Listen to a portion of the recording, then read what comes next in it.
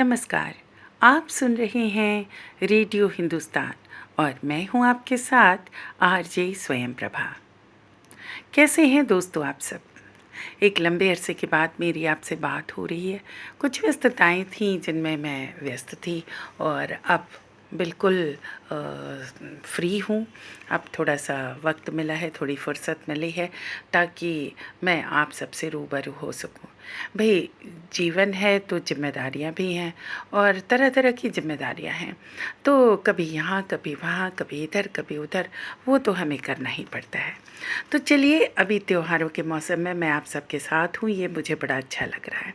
और आज मैं अभी जो बहुत सारे त्योहार चल रहे हैं कुछ महीनों से, उन्हीं को लेकर के आपके साथ उपस्थित हूँ।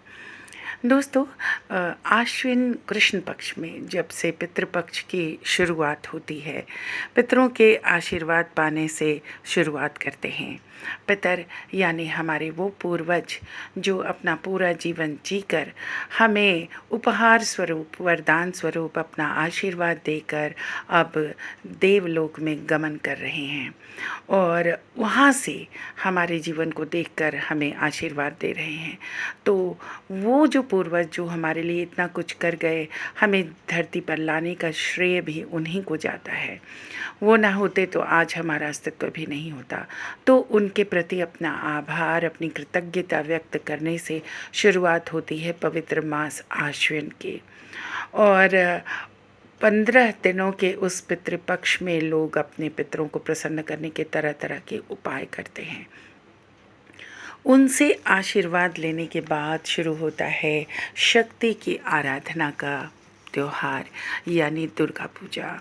त्रिशक्ति रूप, गुण, धन, विद्या और बाहुबल, आत्मबल, इन सब के साथ सर्वत्र विजय प्राप्त करने के लिए मनाते हैं हम दशहरे का त्योहार। नवदुर्गा की पूजा करते हैं। रूपं देहि जयं देहि यशो देहि द्विखोजहि।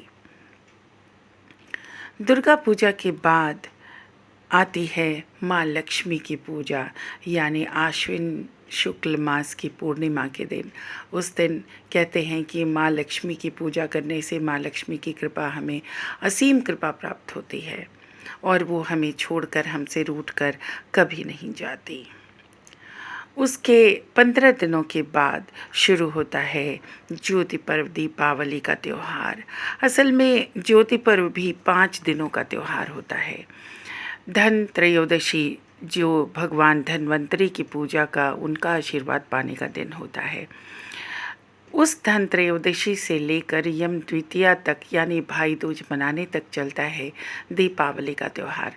चलिए आज मैं आपको बताती हूँ कि क्यों इस मास में धन्वंतरी यानी देवताओं के जो वैद्य थे धन्वंतरी, उनकी पूजा की जाती है।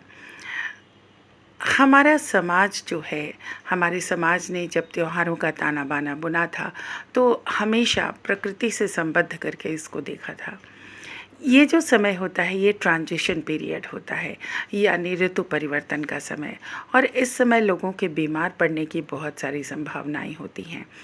वर्षा ऋतु के तुरंत बाद जब शीत ऋतु का आगमन होता है तो वर्षा ऋतु के दौरान जो कीट, विषाणु, जीवाणु होते हैं उनके पनपने का बहुत ही अच्छा मौसम होता है और उनकी वजह से प्रकृति में तरह तरह की बीमारियों का प्रकोप होता है।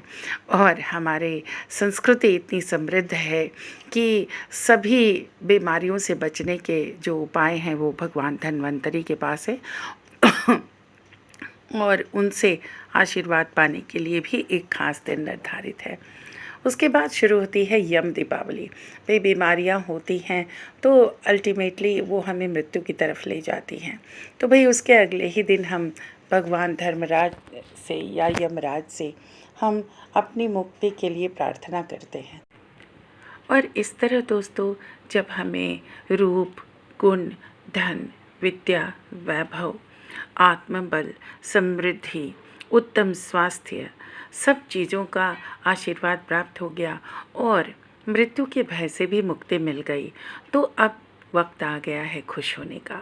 और इस खुशी में हम क्यों न दीपावली मनाएं, अपने आस पास हर जगह से अंधकार को मिटाकर प्रकाश फैलाएं। अपने मन के भीतर के अंधकार को भी दूर करें, सारी बुराइयों को दूर कर जिस तरह हमने अपने घर की साफ़ सफाई की है उसी तरह मन की भी बुराइयों को दूर करते हैं और चारों तरफ रोशनी ही रोशनी फैलाते हैं। ठीक इसके अगले दिन आता है अन्नकूट, यानी नए अन्न को विभिन्न रूपों में पकवान बनाकर ईश्वर को भोग लगाया जाता है। रिद्धि सिद्धि समृद्धि के पर्व, प्रकाश के पर्व, ज्योति के पर्व, दीपावली के अगले ही दिन होता है अन्नकूट का पर्व। अन्नकूट के दिन से ही ऐसी मान्यता है कि उस दिन से ही खरीफ फसलों की कटाई शुरू होती है और उसके बाद से जो है वो किसान अपने खेतों में जाकर खरीफ की फसलों को काट कर खलिहानों में घर लाते हैं। लेकिन अन्नकूट के दिन ऐसी परंपरा है कि उस दिन थोड़ा सा अनाज, थोड़ा सा अन्न काट कर खेतों से घर लाया जाता है और उस अन्न से थोड़े से पकवान बनाकर ईश्वर को भोग लगाया जाता है और अपने पास पड़ोस समाज के साथ बांटकर खाया जाता है। अब इतने दिन जिन बैलों ने किसानों का साथ दिया, किसान उनको कैसे भूल सकते हैं। तो आज के दिन यानी कि अन्नकूट वाले दिन उसको सुकराती भी कहा जाता है और इस दिन बैलों के सींग में तेल लगाकर उन्हें काफ़ी सारा नमक और जड़ी बूटियों का शरबत पिलाया जाता है। कहते हैं कि इससे वे सालों भर स्वस्थ बने रहते हैं, निरोग बने रहते हैं। और भाई किसानों का जीवन तो बैलों पर ही निर्भर करता था। आज का समय भले बदल गया है, लेकिन आज भी सुदूर गाँवों में खेती में किसान का साथ बैल ही देते हैं। और इसके बाद जब हल बैलों की भी साथ संवार कर ली गई तो अब फिर आता है रिश्ते निभाने का त्यौहार, यानी कि यम द्वितीया। यम द्वितीया के दिन जो बहनें हैं वो अपने भाइयों के लिए यमराज से भय मुक्ति का व्रत करती हैं, त्यौहार मनाती हैं और यमराज से प्रार्थना करती हैं कि उनका भाई हमेशा हर प्रकार के संकटों से सुरक्षित रहे और उस पर कोई भी विपदा ना आए।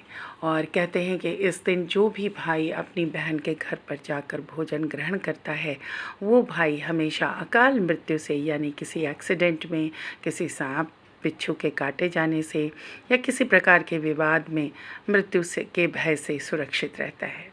तो दोस्तों, है ना ये मज़ेदार बातें हमारी संस्कृति के बारे में। चलिए आज के लिए इतना ही, फिर बातें करते हैं अपनी इसी समृद्ध सांस्कृतिक परंपराओं के बारे में, त्यौहार के बारे में। फिर मिलती हूँ आपसे कुछ न कुछ खास लेकर। तब तक सुनते रहिए रेडियो हिंदुस्तान और मनाते रहिए सबका कल्याण।